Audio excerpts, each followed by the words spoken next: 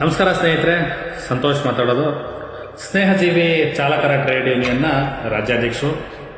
ಇವತ್ತು ನಾನು ನಿಮ್ಮ ಮುಂದೆ ಬಂದಿರತಕ್ಕಂಥ ವಿಚಾರ ಗೂಡ್ಸ್ ಗಾಡಿಗಳ ಚಾಲಕರ ಬಗ್ಗೆ. ಅಂದರೆ ಏನು ಸರಕು ಸಾಗಾಣಿಕೆಯ ವಾಹನದ ಚಾಲಕರುಗಳು ಪ್ರತಿನಿತ್ಯ ಎದುರಿಸ್ತಾ ಇರತಕ್ಕಂಥ ಸಂಕಷ್ಟಗಳು, ಜೊತೆಗೆ ಅವರು ಪಡುವಂತಹ ಕಷ್ಟಗಳನ್ನು ನಿಮ್ಮ ಮುಂದೆ, ಅಂದರೆ ಜನಸಾಮಾನ್ಯರ ಮುಂದೆ ತಿಳಿಸ್ಬೇಕು ಅಂತ ಈ ವಿಡಿಯೋ ಮುಖಾಂತರ ಬಂದಿದ್ದೇನೆ. ನಿಮಗೆಲ್ಲರಿಗೂ ಗೊತ್ತಿರಬೇಕು ಸ್ನೇಹಿತರೆ, ಇತ್ತೀಚಿನ ದಿನಗಳಲ್ಲಿ ಗೂಡ್ಸ್ ಗಾಡಿಯ ಚಾಲಕರುಗಳ ಮೇಲೆ ಮೇಲಿಂದ ಮೇಲೆ ಹಲ್ಲೆ, ಅದರಲ್ಲೂ ಕೂಡ ಅತಿ ಹೆಚ್ಚು ಹಲ್ಲೆಗೆ ಒಳಪಟ್ಟಂತ ಚಾಲಕರಿಗೆ ಹಲ್ಲೆ ಮಾಡ್ತಕ್ಕಂಥ ವ್ಯಕ್ತಿ ಗೂಡ್ಸ್ ಗಾಡಿಗಳ ಮಾಲೀಕನಾಗಿರ್ತಾನೆ. ಆ ಚಾಲಕನ ಕಷ್ಟ ಏನು ಅಂತೇಳಿ ಆ ಮಾಲೀಕನಿಗೆ ಖಂಡಿತವಾಗಿಯೂ ಗೊತ್ತಿರೋದಿಲ್ಲ. ಯಾಕೆ ಅಂತಂದ್ರೆ ಹಣ ಇದ್ದು ಮಾತ್ರಕ್ಕೆ ಮಾಲೀಕ ಆಗೋದಿಲ್ಲ, ಗುಣ ಇರಬೇಕಾಗ್ತದೆ.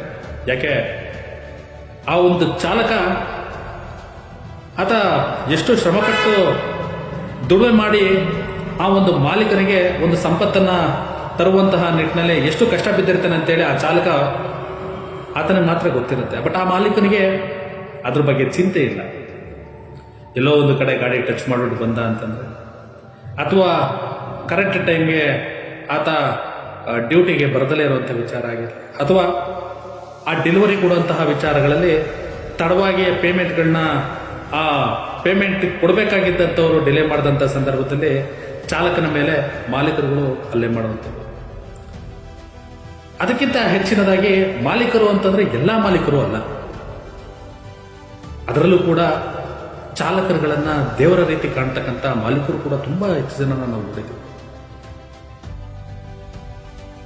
ಪ್ರತಿ ವರ್ಷ ಆಯುಧ ಪೂಜೆ ಮಾಡುವಂತಹ ಸಂದರ್ಭ ಆಗಿರಲಿ, ಅಥವಾ ಯಾವುದಾದ್ರೂ ಕಾರ್ಯಕ್ರಮಗಳ ಮಾಡುವಂತಹ ಸಂದರ್ಭದಲ್ಲಿ ಆ ಒಂದು ಚಾಲಕನಿಗೆ ಆ ಕೃತಜ್ಞತೆ ಸಲ್ಲಿಸುವುದರ ಮುಖಾಂತರ, ಅಥವಾ ಬೋನಸ್ ಕೊಡೋದ್ರ ಮುಖಾಂತರ, ಅಥವಾ ಆ ಚಾಲಕನ ಕುಟುಂಬದ ಒಂದು ಮಕ್ಕಳಿಗೆ ಎಜುಕೇಶನ್ ಕೊಡೋದ್ರ ಮುಖಾಂತರ, ಅಥವಾ ಆತರ ಕುಟುಂಬದ ಚಾಲಕನ ಕುಟುಂಬದಲ್ಲಿರ್ತಕ್ಕಂಥ ಸದಸ್ಯರಿಗೆ ಆರೋಗ್ಯದಲ್ಲಿ ಸಮಸ್ಯೆ ಆದಂಥ ಸಂದರ್ಭದಲ್ಲಿ ಸಹಾಯ ಮಾಡೋದ್ರ ಮುಖಾಂತರ ಎಷ್ಟೋ ಜನ ಮಾಲೀಕರು, ಗೂಡ್ಸ್ ಗಾಡಿಗಳ ಮಾಲೀಕರು ಮಾನವೀಯತೆ ಮೆರೆದಿರೋದು ಕೂಡ ನಮ್ಮ ಮುಂದೆ ಇದೆ.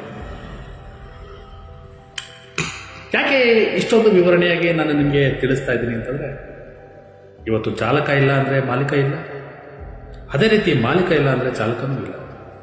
ಇಬ್ರು ಕೂಡ ಒಂದು ಸಹಮತದಿಂದ ಹೋದರೆ ಖಂಡಿತವಾಗಿಯೂ ಚಾಲಕನಿಗೂ ಬೆಲೆ ಇರುತ್ತೆ, ಅದೇ ರೀತಿ ಮಾಲೀಕನಿಗೂ ಕೂಡ ಬೆಲೆ ಇರ್ತದೆ. ದಯವಿಟ್ಟು ಮಾಲೀಕರೇ, ನಿಮ್ಮಲ್ಲಿ ನನ್ನ ಕಡೆಯಿಂದ ಮನವಿ, ಯಾವುದೇ ಚಾಲಕ ಆಗಿರಲಿ, ಬೇಕು ಅಂತೇಳಿ ಯಾರು ಕೂಡ ತಪ್ಪು ಮಾಡೋದಿಲ್ಲ, ಬೇಕು ಅಂತ ಹೇಳಿ ಯಾರು ಕೂಡ ಅಪಘಾತ ಮಾಡುವಂಥದ್ದಲ್ಲ, ಅಥವಾ ಬೇಕು ಅಂತ ಹೇಳಿ ಯಾರು ಕೂಡ ತಡವಾಗಿ ಡೆಲಿವರಿ ಕೊಡುವಂಥದ್ದಲ್ಲ. ಆತನ ಸಮಸ್ಯೆ ಏನು ಅಂತೇಳಿ ತಾವುಗಳು ಕೂಡ ಅರ್ಥ ಮಾಡಿಕೊಂಡ ಆ ಒಂದು ಕ್ಷಣವನ್ನು ನೀವು ಅರ್ಥ ಮಾಡ್ಕೊಂಡ್ರೆ ನಿಮಗೆ ಆ ಒಂದು ಸಿಚುವೇಶನ್ನ ಕಂಪ್ಲೀಟ್ ಆಗಿ ತಮ್ಮ ಕಣ್ಮುಂದೆ ಬರುವಂಥ ಕೆಲಸ ಆಗ್ತದೆ. ಹಲ್ಲೆ ಮಾಡೋದ್ರ ಮುಖಾಂತರ ತಾವೇನೂ ಸಾಧಿಸ್ಲಿಕ್ಕೆ ಆಗೋದಿಲ್ಲ. ಹಲ್ಲೆ ಮಾಡುವುದರ ಮುಖಾಂತರ ತಾವು ಏನನ್ನು ಕೂಡ ಸಾಧಿಸ್ಲಿಕ್ಕೆ ಆಗೋದಿಲ್ಲ. ದಯವಿಟ್ಟು ಹಲ್ಲೆ ಮಾಡುವುದಕ್ಕಿಂತ ಮುಂಚೆ ಯೋಚನೆ ಮಾಡಿ. ಸ್ನೇಹಿತರೆ, ಇವತ್ತು ಒಬ್ಬ ಚಾಲಕ ಇಲ್ಲ ಅಂತಂದ್ರೆ ದೇಶವೇ ಸ್ತಬ್ಧವಾಗ್ತದೆ.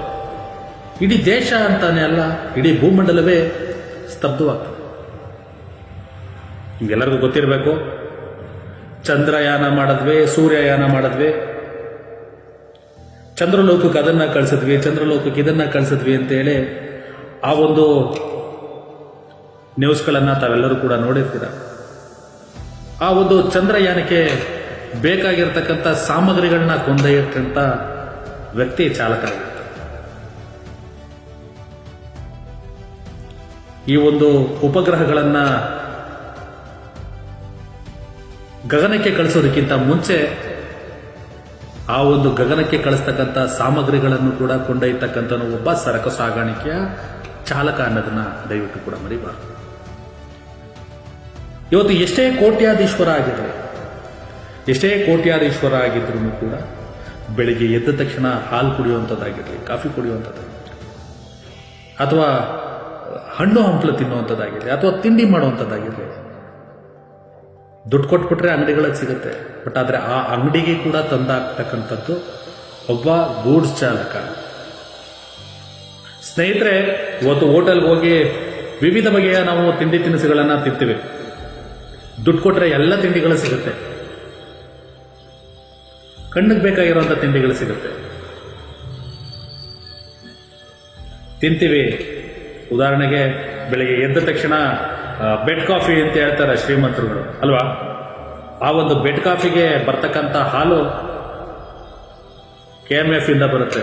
KMF ಎಲ್ಲಿಂದ ಬರುತ್ತೆ? ರೈತನಿಂದ ಬರುತ್ತೆ. ರೈತ ತಗೊಂಬಂದು KMF ಕಾಫಿ ಬರುತ್ತೆ. KMFಗೆ ಆಗ್ತಕ್ಕಂಥವ್ನು ಯಾರು? ಅದು ಒಬ್ಬ ಚಾಲಕ. ಆ KMFನಿಂದ ತಮ್ಮ ತಮ್ಮ ಮನೆಗಳ ಹತ್ರ ಇರ್ತಕ್ಕಂಥ ಶಾಪ್ಸ್ಗಳಿಗೆ ತಂದಾಗ್ತಕ್ಕಂಥವನು ಒಬ್ಬ ಗುಡ್ ಚಾಲಕ. ಹಣ್ಣಾಗಿರಲಿ, ತರಕಾರಿ ಆಗಿರಲಿ, ಅಥವಾ ದಿನನಿತ್ಯ ನೀವು ಬಳಸ್ತಕ್ಕಂಥ ದಿನಸಿ ಪದಾರ್ಥಗಳನ್ನು ಕೂಡ ಬೆಳೀತಕ್ಕಂಥವನು ಚಾಲಕ ಇರ್ಬೋದು. ಬಟ್ ಆದರೆ ನೂರಾರು ಟನ್ಗಟ್ಟಲೆ ತಾವು ಬೆಳೆದ್ರೂ ಕೂಡ, ರೈತ ಒಬ್ಬ ಬೆಳೆದ್ರೂ ಕೂಡ ಅದನ್ನು ಸರಿಯಾದ ಜಾಗಕ್ಕೆ ಸರಿಯಾದ ಸಮಯಕ್ಕೆ ತಲುಪಿಸ್ತಕ್ಕಂಥದ್ದು ಒಬ್ಬ ಗೂಡ್ಸ್ ಚಾಲಕ. ಅವನಿಗೂ ಕೂಡ ಕೃತಜ್ಞತೆ ಕೊಡಿ, ಅವನಿಗೂ ಕೂಡ ಒಂದು ಧನ್ಯವಾದಗಳನ್ನು ತಿಳಿಸಿ. ಒಂದು ಉಪಗ್ರಹಗಳನ್ನ ಆರಿಸಬೇಕು ಅಂತಂದ್ರೂ ಕೂಡ ಅದಕ್ಕೆ ಬೇಕಾಗಿರತಕ್ಕಂಥ ಸಾಮಗ್ರಿಗಳು, ಎಕ್ವಿಪ್ಮೆಂಟ್ಸ್ಗಳನ್ನು ಕೂಡ ತರ್ತಕ್ಕಂಥದ್ದು ಒಂದು ಗೂಡ್ಸ್ ವಾಹನವೇ. ಆ ವಾಹನವನ್ನು ತರ್ತಕ್ಕಂಥವನು ಒಬ್ಬ ಚಾಲಕನೇ. ಸ್ನೇಹಿತರೆ, ಇನ್ನೂ ಅನೇಕ ವಿಚಾರಗಳು ನಿಮ್ಮ ಮುಂದೆ ನಾನು ಹಂಚ್ಕೊಬೇಕಾಗ್ತದೆ. ಯಾಕೆಂತಂದ್ರೆ ತುಂಬ ವರ್ಷಗಳಿಂದ ನನ್ನಲ್ಲಿ ಕಾಡ್ತಾ ಇರ್ತಕ್ಕಂಥ ಪ್ರಶ್ನೆಗಳು, ಅದನ್ನು ಡಿಸ್ಕ್ಲೋಸ್ ಮಾಡುವಂಥ ವಿಚಾರಗಳನ್ನು ನಾನು ಕೂಡ ತುಂಬ ಯೋಚನೆ ಮಾಡ್ತಾ ಇದ್ದೆ. ಯಾಕೆ ಈ ಒಂದು ಚಾಲಕ ವೃತ್ತಿಯನ್ನು ಹುಡ್ಕೊಂಡು ಬರ್ತಾರೆ ಅಂತಂದರೆ, ಎಲ್ಲೋ ಒಂದು ಕಡೆ ಸ್ವಾವಲಂಬಿಯಾಗಿ ಬದುಕಬೇಕು, ನಮ್ಮದೇ ಆದಂತಹ ಒಂದು ನೆಲೆಯನ್ನು ಕಟ್ಕೋಬೇಕು ಅಂತೇಳಿ ಈ ಒಂದು ದುಡಿಮೆಗೆ ಬರ್ತಕ್ಕಂಥದ್ದು.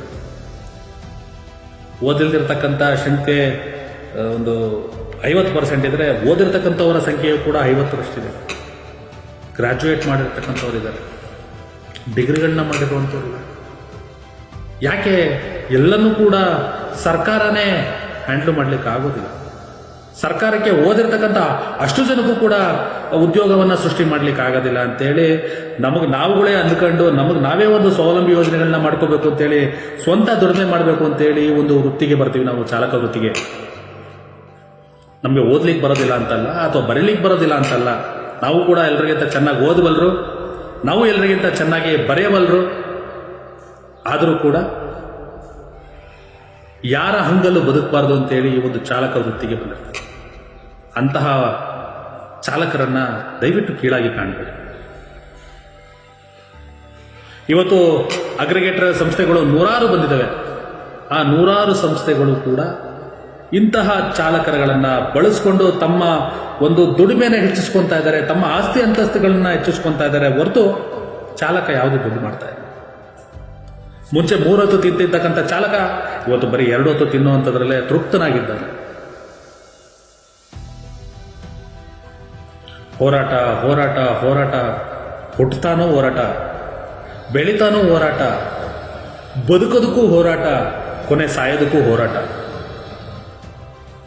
ಎಂಥ ಜೀವನವಲ್ವೇ ನಮ್ಮ ಚಾಲಕರು.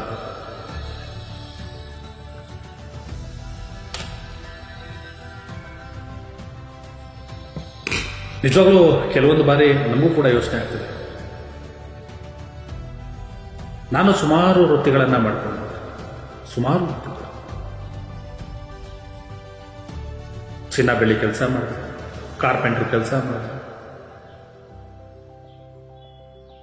ಅದೇ ರೀತಿ ಡೆಲಿವರಿ ಬಾಯ್ ಕೆಲಸ ಮಾಡಿದೆ, ಫೈನಾನ್ಸ್ ಆಫೀಸಲ್ಲಿ ಕೆಲಸ ಮಾಡಿದೆ. 1-2 ಕೆಲಸಗಳನ್ನು ನಾನು ಮಾಡಿಲ್ಲ. ಸಿಮೆಂಟ್ ಅಂಗಡಿಗಳಲ್ಲಿ ಮೂಟೆ ಹೊರದ್ರ ಮುಖಾಂತರ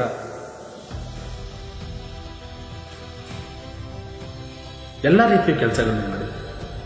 ಬಟ್ ಆದರೆ ಈ ಒಂದು ಚಾಲಕ ವೃತ್ತಿಗೆ ಬಂದ ಮೇಲೆ ನಾನು ಇದನ್ನೇ ಒಂದು ನೆಲೆ ಕಾಣಬೇಕು,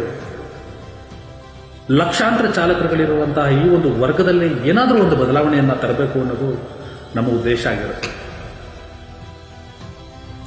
ಅತಿ ಹೆಚ್ಚು ರಿಸ್ಕಿ ಜಾಬ್ ಅಂತಂದ್ರೆ ಒಂದು ಗಡಿ ಕಾಯ್ತಕ್ಕಂಥ ಯೋಧರದು ಅದನ್ನು ಬಿಟ್ಟರೆ ನಮ್ಮ ಚಾಲಕರು, ಎಲ್ಲ ವರ್ಗದ ಚಾಲಕರು ಕೂಡ ಅಷ್ಟೇ, ಎಲ್ಲ ರೀತಿಯ ಚಾಲಕರುಗಳು ಕೂಡ ಪ್ರತಿನಿತ್ಯ ಒಂದು ಸಾವು ಎಲ್ಲರ ಬೆನ್ನಿಗಿದ್ರೆ ನಮ್ಮ ಕಣ್ಣು ಮುಂದೆ ಇರ್ತಕ್ಕಂಥ ಒಂದು ವಿಚಾರವಾಗಿದೆ.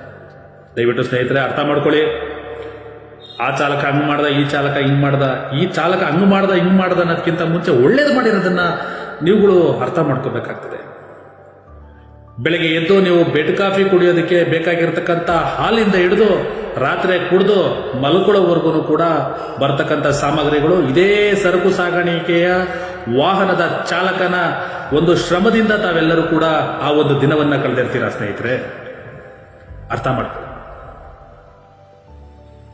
ನೀವು ಒಳ್ಳೇದು ಹೇಳಿಲ್ಲ ಅಂದ್ರೂ ಪರವಾಗಿಲ್ಲ, ದಯವಿಟ್ಟು ಚಾಲಕರನ್ನ ದೂಷಿಸಬೇಡಿ. ಅದರಲ್ಲೂ ಕೂಡ ನಾವು ಕೂಡ ಚಾಲಕರು ಋಣದಲ್ಲಿದ್ದೇವೆ.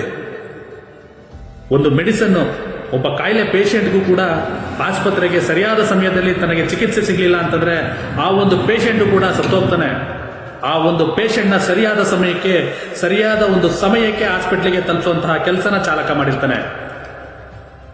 ಆ ಸರಿಯಾದ ಸಮಯಕ್ಕೆ ತಲುಪಿಸಿದ ಒಂದು ಪೇಷಂಟ್ಗೆ ಸರಿಯಾದ ರೀತಿ ಮೆಡಿಸನ್ನು, ಆ ಮೆಡಿಸನ್ನು ಕೂಡ ಚಾಲಕನ ಶ್ರಮ ಇರುತ್ತೆ.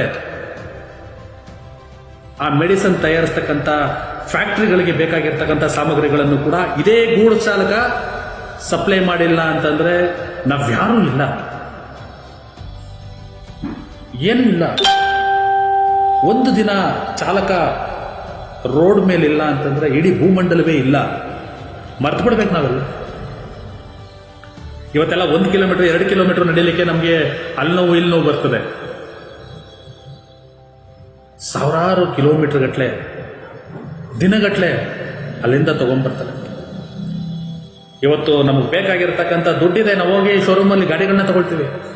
ಆ ಗಾಡಿಗಳನ್ನ ತರ್ತಕ್ಕಂಥದ್ದು ಸರಕು ಸಾಗಾಣಿಕೆ ವಾಹನವೇ? ಅಲ್ಲಿಂದ ಶ್ರಮಪಟ್ಟು ತರ್ತಕ್ಕಂಥವನು ಒಬ್ಬ ಚಾಲಕನೇ ಅಲ್ವೇ? ದಯವಿಟ್ಟು ಸ್ನೇಹಿತರೆ, ನಾನು ನಿಮ್ಮ ಮುಂದೆ ಈ ವಿಡಿಯೋ ಮುಖಾಂತರ ತಿಳಿಸುವಂಥದ್ದು ಒಂದೇ, ಯಾವುದೇ ಚಾಲಕನ್ನು ಕೂಡ ಕೀಳಾಗಿ ಕಾಣಬೇಡಿ. ನಿಮ್ಮಲ್ಲಿ ರಿಕ್ವೆಸ್ಟ್ ಅಂತ ನಾನು ಈ ಒಂದು ವಿಡಿಯೋ ಮಾಡ್ತಾ ಇಲ್ಲ. ನಮ್ಮಗಳ ಅಂದರೆ ಚಾಲಕರ ಋಣವೂ ಕೂಡ ಪ್ರತಿಯೊಬ್ಬ ನಾಗರಿಕನ ಮೇಲೂ ಇದೆ ಅನ್ನೋದನ್ನ ತಾವು ಕೂಡ ಅರ್ಥ ಮಾಡಿಕೊಂಡು ಚಾಲಕನಿಗೆ ಗೌರವ ಕೊಡಿ ಅಂತ ತಿಳಿಸ್ತಾ ಈ ವಿಡಿಯೋನ ಮುಕ್ತಾಯ ಮಾಡ್ತೇನೆ. ಸ್ನೇಹಿತರೆ, ನಮ್ಮ ಉದ್ದೇಶ ಯಾರನ್ನೂ ಕೂಡ ಕೀಳಾಗಿ ಕಾಣುವಂಥದ್ದಲ್ಲ. ಎಲ್ಲರೂ ಕೂಡ ಸರಿ ಸಮಾನರೇ. ಅದೇ ರೀತಿ ಚಾಲಕ ವರ್ಗವೂ ಕೂಡ ಸಮಾಜಕ್ಕೆ ಸರಿ ಸಮಾನತೆಯೇ, ಸರಿ ಸಮನಾಗಿದೆ ಅಂತ ಹೇಳಿ ತಿಳಿಸ್ತಾ ಈ ಒಂದು ವಿಡಿಯೋನ ಮುಕ್ತಾಯ ಮಾಡ್ತೀನಿ. ಮುಂದಿನ ವಿಡಿಯೋದಲ್ಲಿ ಮತ್ತೊಂದು ವರ್ಗವನ್ನು, ಮತ್ತೊಂದು ಚಾಲಕ ವಿಚಾರವನ್ನು ಸಂಪೂರ್ಣವಾಗಿ ನಿಮ್ಮ ಮುಂದೆ ವಿಡಿಯೋ ಮುಖಾಂತರ ಬರುವಂಥ ಕೆಲಸ ಮಾಡ್ತೀನಿ ಅಂತ ತಿಳಿಸ್ತಾ ಈ ವಿಡಿಯೋನ ಮುಕ್ತಾಯ ಮಾಡ್ತೀನಿ. ಎಲ್ಲರಿಗೂ ಒಳ್ಳೆಯದಾಗಲಿ. ಶುಭ ದಿನ.